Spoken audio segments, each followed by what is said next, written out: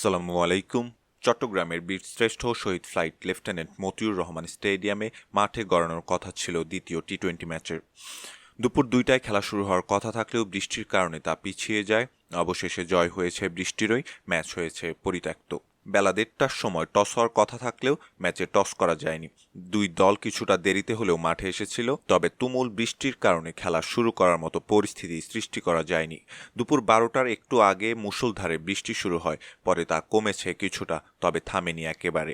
অন্তত ৫ ওভারের ম্যাচ শুরুর জন্য নির্ধারিত সর্বশেষ সময় ছিল বিকেল ৪:৫০। সেই সময়েও খেলা শুরু করতে না পারলে ম্যাচ পরিত্যক্ত ঘোষণা করে। অবশেষে সেটাই হয়েছে, বৃষ্টিতে ভেসে গেছে ম্যাচ। চট্টগ্রামে গতকাল দিনেও টানা বৃষ্টি হয়েছিল, সন্ধ্যার পর বৃষ্টি কমে এসেছিল। সকালে তেমন বৃষ্টি ছিল না, তবে ১২টার আশেপাশেই শুরু হয় মুষলধারে বৃষ্টি। ৩ ওয়ানডে এবং ৩ টি-20 সিরিজ খেলতে বাংলাদেশ সফরে এসেছে নিউজিল্যান্ড। ওয়ানডে সিরিজে বাংলাদেশের কাছে ২-১ ব্যবধানে পরাজিত হয়েছে সফরকারীরা। এদিকে টি-20 সিরিজে প্রথম টি-20 ম্যাচে জিতেছে বাংলাদেশ, তাই তো সিরিজের শেষ টি-20 ম্যাচটি হতে যাচ্ছে সিরিজ নির্ধারণী ম্যাচও।